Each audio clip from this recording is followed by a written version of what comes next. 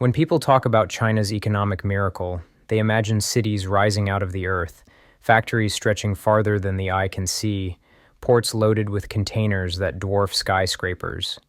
They think of the unstoppable wave of exports that swept across the world, filling shelves in every country with goods that were always cheaper than anyone else could make. For decades, the story seemed simple. China won because China was cheaper. Cheaper labor, cheaper production, cheaper everything. But there's a rule in economics that's older than any empire. When everything becomes cheap enough to win, no one actually wins. Not the companies, not the workers, not the competitors, and not even the country that started the race. China's rise was built on relentless efficiency, factories that never slept, workers who worked longer than the clock should allow, and a government willing to push the entire nation into a single mission: grow at all costs. Growth became the engine, low prices became the fuel. And for a long time, that engine roared, but the same machine that lifted China into the global spotlight is now tearing itself apart from the inside, and no one wants to say it out loud.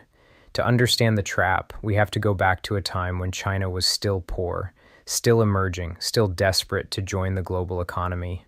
In the 1980s, China opened its doors, and Western corporations rushed in. They didn't just see a workforce, they saw a dream. A place where production costs dropped instead of rising, where labor was cheap and where building a factory didn't require debates, delays, or environmental battles. Everything was faster, everything was cheaper, everything was possible. Factories in Shenzhen could do, in days, what took weeks in Europe or the United States. Shoes, toys, electronics, furniture, solar panels, all of it poured out of Chinese assembly lines at prices that made the rest of the world blink. China didn't need to invent the future. It simply needed to make the future cheaper. And for a while, that worked. More than worked, it rewired the global economy. The world became addicted to China's low prices. But behind those low prices was a system that could only survive if it kept pushing harder, expanding further, and producing more than the world actually needed. China discovered a simple but dangerous idea. If you build more factories than your competitors, if you overproduce more steel, more cement, more cars, more electronics, you don't just compete in the market, you become the market. But overcapacity is a double-edged sword. It brings influence, but it also brings dependence. Once you build a machine that produces too much, you cannot slow it down. You must keep it running, even if demand falls, even if no one needs what you're producing, even if the only way to keep going is to cut prices again and again until profit disappears. That is where the trap began. By the 2010s, China was making too much of everything. Too much steel, too many solar panels, too many EVs, too many chemicals, appliances, textiles, and building materials. The world wasn't growing fast enough to absorb all of it, but China couldn't stop. A Chinese factory that slows down collapses. A company that pauses dies. A province that reports lower growth gets punished. So the system kept moving because the system had no brakes. And when supply gluts hit, China did the only thing it could do: lower prices. Again, and again, and again. Companies started selling products below cost. Entire industries began operating at a loss. Steel mills dumped steel on global markets for less than it cost to make. Solar panel companies undercut each other until profits vanished. Electric vehicle manufacturers sold cars so cheaply that Western companies called it dumping, not competition. China won the price war, but it also bled from it. Every time China cut prices, its companies lost margin. When they lost margin, they borrowed more. When they borrowed more, they expanded capacity. And when capacity expanded, prices fell again. It became a loop, a race to the bottom with no finish line. And inside that loop was the Chinese worker. In the 1990s and early 2000s, wages rose quickly. People moved from farms to factories, from factories to cities, from cities into the middle class. But once overcapacity took over, the math changed. Companies that fight for survival cannot raise wages. Factories running on razor-thin margins cannot offer stability.